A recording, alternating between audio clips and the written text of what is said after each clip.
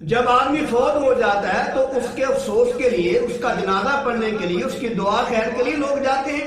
میں بھی جاتا ہوں، آپ بھی جاتے ہیں، اور بہت سے لوگ ایسے ہوتے ہیں یقین جانے بلا مبالغہ جو منہ دکھانے کے لیے جاتے ہیں، جو اپنی بات رکھنے کے لیے جاتے ہیں۔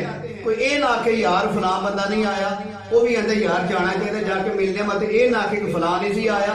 تو میرے عزیز بھائی، یہ نیت لے کر بھی بہت سے لوگ جاتے ہیں، اور میرا اللہ گواہ ہے، قسم بخدا میں نے اپنی آنکھوں سے یہ منظر دیکھا ہے۔ ایک آدمی فوت ہو گیا، ہم وہاں گئے افسوس کرنے کے لیے جہاں لوگ بیٹھے ہوئے تھے، اور جب ہم بیٹھے ہوئے تھے تو باہر سے ایک اور آدمی آیا، اور بھی لوگ اندر بیٹھے ہوئے تھے۔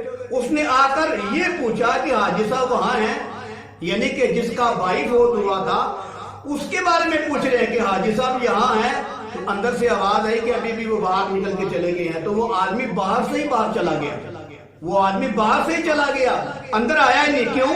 وہ اصل میں دعا مانگنے کے لیے نہیں آیا تھا، وہ حاجی صاحب کو منہ دکھانے کے لیے آیا تھا کہ ہم آپ کے بھائی کے افسوس میں آئے ہیں۔ تو میرے عزیز بھائی، کیا یہ افسوس ہے؟ کیا یہ ہمدردی ہے کہ آدمی ہو تو دعا کریں گے، نہیں ہو تو چلے جائیں گے؟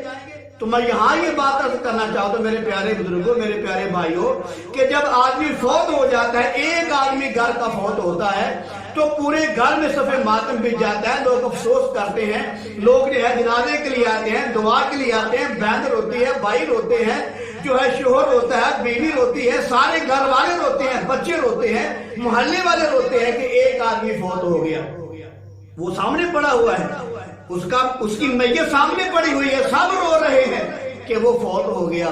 ایک آدمی کے فوت ہونے پر اتنا ہم روتے ہیں، اتنا افسوس کرتے، اتنا غم کرتے ہیں، تو جس آدمی کے گھر کے 2 آدمی فوت ہو جائے، بتاؤ اس سے بڑا غم ہے کہ نہیں؟ اس سے بڑا دکھ ہے کہ نہیں؟ اور جس آدمی کے گھر کے 3 آدمی اکٹھے فوت ہو جائے، بتاؤ اس سے بڑا دکھ ہے کہ نہیں؟ اس سے بڑا بھی غم ہے کہ نہیں؟ اور جس آدمی کے گھر کے 4 آدمی جو ہے وہ اکٹھے فوت ہو جائے، بیوی بھی فوت ہو جائے، بچے بھی اس کے 2 فوت ہو جائے، خود بھی فوت ہو جائے، بتاؤ اس کے گھر میں قیامت برپا ہوگی کہ نہیں ہوگی؟ بتاؤ اس کے گھر میں صدمے کا کیا عالم ہوگا، دکھ اور افسوس کی کیا انتہا ہوگی کہ جس کے گھر کے 4-5 آدمی اکٹھے فوت ہو جائیں، اور جس کے گھر کے 4-5 آدمی بھی فوت ہو جائیں، مر جائیں، اور اس کا جو ہے وہ مکان بھی گر جائے، اس کا جو مال ڈنگر بھی مر جائے، تو بتاؤ اس پر کتنا افسوس ہوگا؟ ہوگا کہ نہیں ہوگا؟ میں کہتا ہوں اپنے کیا جو دشمن ہیں وہ بھی روئیں گے، جو اسے جھگڑا کرتے ہیں، جو اس کے خونی دشمن ہیں وہ بھی روئیں گے۔ یار بڑا ماڑا ہے، بڑا افسوس ہے، یار بڑا دکھ ہے، آپ ہی فوت ہو گیا، بیوی فوت ہو گئی، بیٹے فوت ہو گئے، بچیاں فوت ہو گئی، مال ڈنگر فوت ہو گیا، تو کتنا دکھ لگے گا۔ تو میرے عزیز بھائی، جڑا ایک بندہ فوت ہوتا ہے تو اسی دے جنازے تے جانے ہیں، دعائے خیر کرنے سے جانے ہیں، دکھ تے شریک ہونے ہیں۔ کہ اللہ نے پاک پیغمبر نے فرمایا کہ جو آدمی عصر کی نماز نہیں پڑھتا، وہ جو سارے گھر کے آدمی فوت ہوئے، میں نے بات کی نا، وہ میں آپ کو حدیث سے ثابت کر کے دکھاتا ہوں کہ ایک آدمی کا دکھ ہم کتنا کرتے ہیں جبکہ وہ سامنے پڑا ہوا ہے اور ہماری آنکھیں دیکھ رہی کہ آدمی انتقال کر گیا۔ اور جس کنبے قبیلے برادری کو میرے کملی والے نے فرمایا، اللہ کے حبیب نے فرمایا کہ جو آدمی عصر کی نماز نہیں پڑھتا، فرمایا سمجھو کہ اس کے بچے، اس کی بیوی، اس کے اہل خانہ، اس کا مال ڈنگر، اس کی حویلی تباہ و برباد ہو گئی۔ تو میرے عزیز بھائی، جس کا مال ڈنگر، جس کے بیوی بچے، جس کے اہل خانہ، جس کے حویلی تباہ و برباد ہو جائے، ختم ہو جائے، بتاؤ اس کے دکھ کی کوئی انتہا بتا سکتا ہے؟ میرے کملی والے نے فرمایا کہ جو آدمی عصر کی نماز نہیں پڑھتا، سمجھو اس کا کنبہ قبیلہ مر گیا، اس کے مال ڈنگر تباہ و برباد ہو گئے۔ لیکن جو آدمی عصر کی نماز نہیں پڑھتا، کیا ہم اس کے پاس کبھی افسوس کے لیے گئے ہیں کہ یار آپ نے عصر کی نماز نہیں پڑھی تو آپ کے بارے میں نبی کا یہ فرمان مبارک ہے، ہم افسوس کرنے کے لیے آئے ہیں؟ حالانکہ ہماری آنکھوں کا دھوکہ ہو سکتا ہے، میرے کملی والے کا فرمان جو ہے وہ دھوکہ نہیں ہو سکتا۔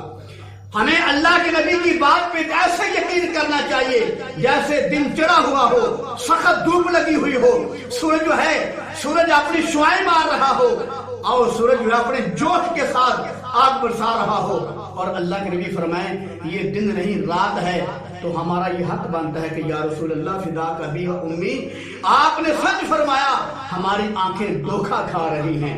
ہمیں اللہ کے نبی کی ذات پہ ایسا یقین ہونا چاہیے۔ تو میرے عزیز بھائی، جب ہمارا کوئی آدمی مرتا ہے، ایک آدمی दुख की कितनी इंतहा होती है जब नबी ने फरमा दिया तुम असर की नमाज नहीं पढ़ते, तुम्हारा कुंबा, कबीला, बरादरी, हवेली, माल डंगर सब तबाह हो गए। बताओ उसके जिसका सब कुछ मर जाए उसके लिए कितने गम का मामला होगा। लेकिन जो असर की नमाज नहीं पढ़ता, हम उसका अफसोस करने के लिए नहीं जाते। बताओ ये बेहिस्सी है कि नहीं है? बताओ ये इंसान की अल्लाह माफ फरमाए दीन से दूरी है कि नहीं है? ये इंसान की गफलत है कि नहीं है कि जो हमारे सामने मरा हुआ है उसका हमें कितना अफसोस है, जिसको पैगंबर ने कह दिया, मेरे कमली वाले ने फरमा दिया कि जो असर की नमाज नहीं पढ़ता उसके सारे कुंबा कबीला मर गया, उसकी हवेली, माल डंगर तबाह, समझो कि तबाह हो गया, हमें उसकी खबर नहीं है। तो मेरे अजीज भाई, अल्लाह के पाक पैगंबर ने फरमाया था, मेरे कमली वाले ने फरमाया था सल्लल्लाहु अलैहि वसल्लम, फरमाया था अक्लमंद आदमी वो है कि जो आदमी आखिरत की तैयारी करता है। तुम और मैं कहते हैं अक्लमंद आदमी वो है जो बिजनेस करता है, कारोबार करता है, कमाई करता है, बाहर चला गया, डेंगी में कामयाब हो गया, डॉलर कमाने लगा, कोठी बना ली, बंगला बना ला, कार बना ली। अल्लाह के हबीब ने फरमाया नहीं नहीं नहीं, ये तो मेरे अजीज भाई काफिरों के पास भी बहुत ज्यादा है। असल कामयाबी ये है, आखिरत की कामयाबी है।